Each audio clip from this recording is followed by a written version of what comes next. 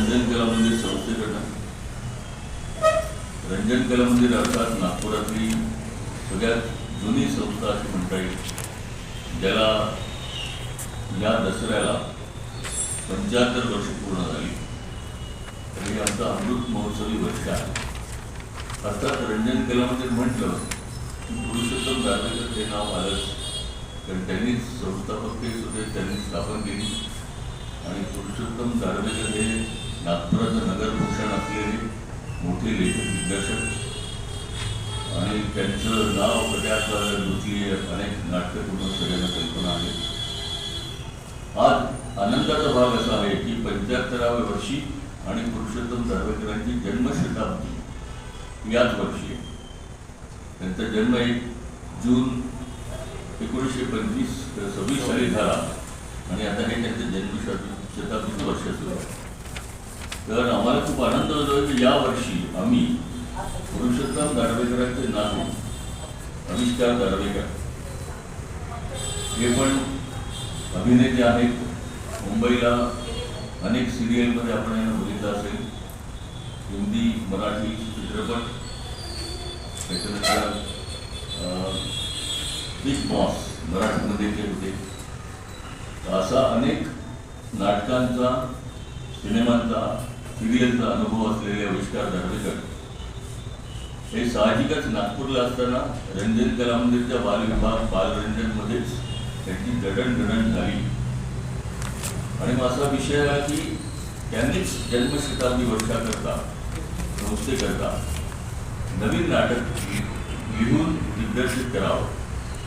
आणि त्या नाटकाच्या निमित्ताने ही अशी आपली मीटिंग आहे. नाटकाचं नाव वॉशिंग मशीन. याविषयी सांगताना मी माझ्या डाव्या हाताला आविष्कार दारव्हेकर आहे आणि वॉशिंग मशीनमध्ये काम करणारे, मेन रोल करणारे सचिन गिरी जे हडस हायस्कूलमध्ये शिक्षक आहेत. त्यांना पण चित्रपटाचा, सिरियलचा, नाटकाचा फार मोठा अनुभव आहे. असे दोघेही अनुभवी युवा माझ्या आजूबाजूला बसलेले आहेत. आणि विशेष करून हे आविष्कारचं पहिलं नाटक आहे वॉशिंग मशीन. हे म्हटल्यानंतर नाटक जरा नाव वेगळं आहे, पण नात्यांना स्वच्छ करणारी अशी ती वॉशिंग मशीन आहे. एक वेगळ्या प्रकारचं नाटक, त्याचं फ्लेवर वेगळं आहे, विनोदी असून सुद्धा वेगळ्या मार्गाने ते जातं. त्याच्याविषयी आविष्कार दारव्हेकर तुम्हाला सांगतीलच. सुमारे 1 ते 1.5 महिना याची तालीम आम्ही करतोय आणि 21 शनिवार संध्याकाळी 7 वाजता वनामती सभागृहामध्ये याचा प्रयोग आहे, शुभारंभाचा. नाटक आविष्कार दारव्हेकरांनी असं लिहिलं आहे की जेणेकरून ते नाटक व्यावसायिक रंगभूमीवर देखील जावं. पण शुभारंभ मात्र आपण नागपुरातून करतो आहे. आणि याच्याबरोबर अजून काही जे कलावंत आहेत त्या सगळ्या चमूनी याच्याकरता जबरदस्त परिश्रम ते घेतात आहेत आणि नाटक निश्चित चांगलं होईल याची आम्हाला खात्री आहे. तर आविष्कार दारव्हेकर यांची जडणघडण जसं मी म्हटलं तसं बालरंजनमध्ये झाली आणि त्याच संस्थेमध्ये ते आता लेखक दिग्दर्शक म्हणून नावारूपाला येत आहेत.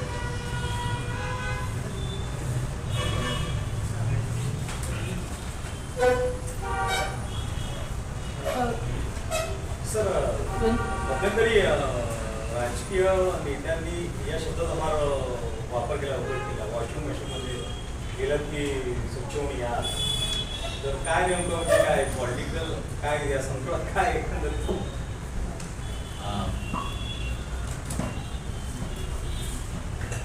नात्यांना स्वच्छ ठेवणारा? हां, म्हणजे आपण या नाटकामध्ये पॉलिटिक्स हा विषय आपण घेतलेलाच नाही आहे किंवा त्याचा रेफरन्स पण नाही आहे. पण एकंदर असं वाटलं की वॉशिंग मशीनमध्ये असल्यानंतर नाती पण स्वच्छ होऊ शकतात. म्हणजे का याच्यासाठी नाटक, त्याच्यासाठी मी 2 तासाचं नाटक लिहिलं आहे. तर ते बघून आपल्याला जास्त त्याची कल्पना येईल. पण पॉलिटिक्स आणि याचा वॉशिंग मशीनचा या नाटकाविषयी काही संबंध नाही आहे. प्युअर नाते संबंधांवर हे नाटक. विनोदी नाटक. हां, विनोदी म्हणजे आपण म्हणू की एक सोसायटीतला सार्काझम आपण वर काढायचा प्रयत्न केला आहे. तर जी वस्तुस्थिती आहे त्याला आपण थोडे ट्विस्ट आणि थोडंसं एनहान्समेंट केलं आहे की जी ॲक्च्युअल सिच्युएशन आहे आजच्या समाजाची, त्याच्यावर आपण भाष्य केलं आहे. पण ते भाष्य लोकांना पटावं याच्यासाठी, कारण आमचं क्षेत्र मनोरंजनाचं आहे, ते कुठेच टीचर स्टुडंट रिलेशनशिप वाटली नाही पाहिजे. तर ते मनोरंजनाचं एंटरटेनमेंटचं असल्यामुळे आपल्याला त्याच्यामध्ये विनोद करायचं आहे. मध्ये मी इंटरप्ट करतो.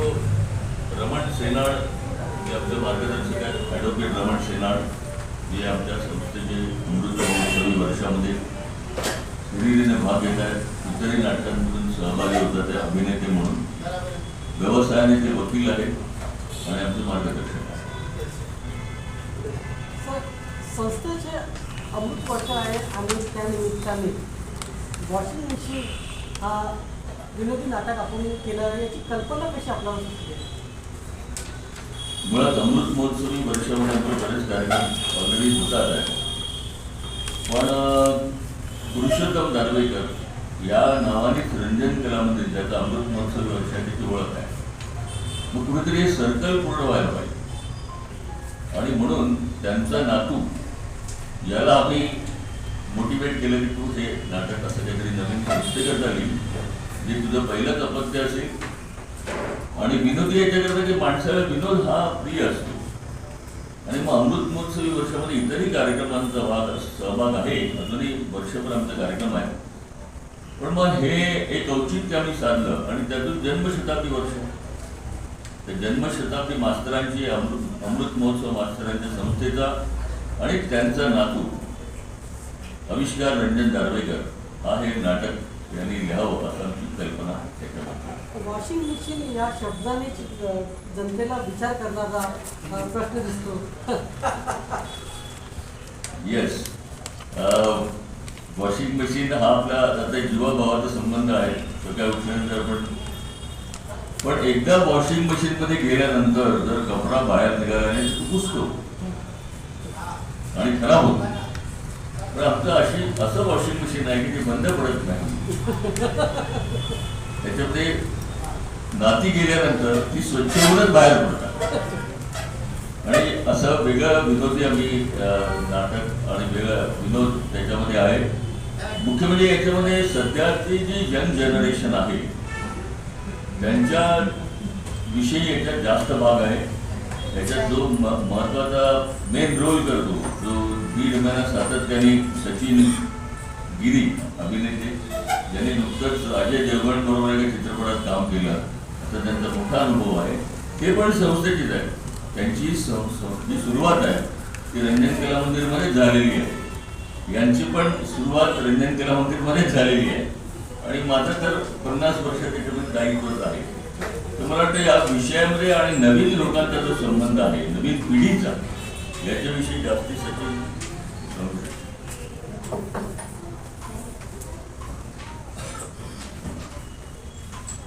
नमस्कार.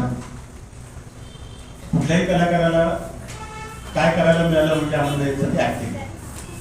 आणि गेली 20 वर्ष मी जे ऍक्टिंग करतोय किंवा थिएटर करतोय त्यात हा पहिला प्रसंग असा आहे माझ्या आयुष्यातला की म्हणजे नेहमीच नागपुरात व्यावसायिक रंगभूमी का निर्माण होऊ शकत नाही याच्यावर खूप मोठं प्रश्नचिन्ह असतं किंवा खूप मोठी डिबेट होते. आपण दोष ऑडियन्सला देतो की ऑडियन्स येत नाही. मुंबईचं नाटक आलं, पुण्याचं नाटक आलं, खूप गर्दी असते. पण नागपूरचं नाटक आलं की किंवा कितीही पैसा लावला तरी त्याला प्रेक्षक मिळत नाही अशी ओरड असते. त्याचा थोडा सखोल अभ्यास केला तर मला असं लक्षात आलं की जिथे तुम्ही एखादी क्वालिटी दिली ना की लोक बरोबर येतात पाहायला. तर जेव्हा आविष्कार दारव्हेकर यांनी मला ते वाचून दाखवलं नाटक, त्या पहिल्या रेटिंगमध्येच मला ते खूप आवडलं, मनाला भावलं. म्हणजे मला जर ते पोहोचतंय मनाला तर मला ते पोहोचवायला सोपं जाईल. जी गोष्ट माझ्यापर्यंत पोहोचते ती पोहोचवायला मला कधी पण सोपं जातं. आणि दुसरी गोष्ट अशी आहे त्यातली की आपण तालमींना वेळ देत नाही.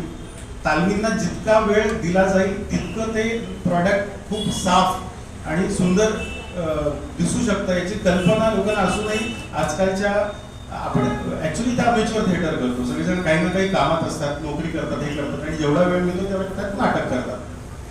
तर आविष्कारने मला एक वाक्य सांगितलं होतं ते त्यांच्या आजोबांनी त्यांना सांगितलेलं आहे की तालमीशिवाय होऊ शकते ती फक्त फजिती ती आजपर्यंत आम्ही सरांच्याच तोंडून ऐकत होतो. आविष्कार ही तिसरी पिढी म्हणजे पुरुषोत्तम दारव्हेकर मास्तरजी, त्याच्यानंतर त्यांचे सुपुत्र रंजन दारव्हेकर आणि तिसरी पिढी म्हणजे यांनी हे नाटक लिहिलं. ते करताना मला अतिशय मजा आली. 1.5 महिन्यात आमची खूप तालीम झालेली आहे आणि ते नक्कीच प्रेक्षकांच्या पसंतीस पडेल अशी 100% आम्ही तुम्हाला ग्वाही देतो. तुमच्यातर्फे तुम्ही याचा प्रचार करावा अशी विनंती करतो आणि जास्त बोलत नाही. Very good, thank you. सर, पहिलं नाटक मी ॲक्टिंग ॲज अ करिअर म्हणूनच घेतलं होतं. थँक्स टू माय पेरेंट्स, माझ्या आईवडिलांचे धन्यवाद की मला नागपूरमधनं जायची त्यांनी परवानगी दिली आणि मी मुंबईला माझं करिअर करू शकतो. पण त्याची सुरुवात संजय दादापासून झाली. म्हणजे गडबडे बडबडे बालरंजनचं माझं पहिलं नाटक. ह्या क्षेत्रात प्रोफेशनल ॲक्टर म्हणून मी काम करत असताना अनेक लोकांशी या क्षेत्रातल्या संबंध आला आहे. पण मला प्रकर्षाने हे सांगायला आवडेल, हा सब्जेक्ट वॉशिंग मशीन हा खूप वेगळा सब्जेक्ट आहे. याच्यामध्ये जे आपण मांडलं आहे ते वेगळ्या पद्धतीने मांडलेलं आहे. पण संजय दादाला जो सब्जेक्टचा आणि नाटकाचा जो सेन्स आहे, म्हणजे छोट्या तोंडी मोठा घास असेल हा खूप रेअर आहे. त्याला पटकन कळलं की मला काय म्हणायचं होतं आणि त्यांनी खूप प्रोत्साहन दिलं मला की हे लोकांपर्यंत कसं पोचलं पाहिजे. लंकेत सोन्याच्या विटा असतात हो, पण ते बघितलं कोणी, ते दाखवणारं कोणतरी पाहिजे. जसं कट्यार काळाच्या दुसरीच्या सुरुवातीला आजोबांना खूप विरोध झाला होता की हे तुम्ही काय लिहिलंय मास्तर, हे कन्व्हेन्शनल संगीत नाटकासारखं नाही आहे. तसं इतर लोकांची नागपुरात बोलल्यानंतर मला या नाटकाविषयी आलं. पण संजय दादा एकमेव होता जो पहिल्या दिवसापासून सब्जेक्ट पहिला मी संजय दादाला ऐकवला की हा सब्जेक्ट हा मॅप असणार आहे. वाचन पहिलं मी संजय दादा समोर केलं आणि आज आम्ही रंगीत तालीम पहिली संजय दादा समोर करतो आहे. पण या सगळ्या प्रवासामध्ये संजय दादा वॉज पूर्ण वेळ होता की ज्यांनी हा विडा उचलून धरला. त्यांनी मला कधी पडू नाही. आम्ही दालमींसाठी खूप वेळ लावला, आम्ही खूप बारीक बारीक गोष्टींवर काम केलं, सगळं झालं. म्हणजे नागपुरात चालत नाही इतके आम्ही टँट्रम्स केले आहेत त्याच्यासोबत. पण तरीही त्यांनी हे ओळखलं की या नाटकाला त्याची गरज आहे. ही जाण असणं वॉज अ बिग सरप्राईज. म्हणजे आता तेव्हा मी लहान होतो तेव्हा दादाचे म्हणायचं ते आम्ही करायचो ॲक्टिंग स्वरूपी. पण एक काळ गेल्यानंतर परत नाटकाची वनलाईन मी तुम्हाला सांगतो की माझ्या कामांमुळे, माझ्या व्यवसायामुळे कदाचित संसाराकडे माझं थोडंसं दुर्लक्ष झालं असेल. आता मी त्याला सुधारेन. That is the one line of the नाटक. आणि हे प्रत्येकासोबत होऊ शकतं. एक काही कारणास्तव संसाराकडे थोडंसं दुर्लक्ष होऊ शकतं.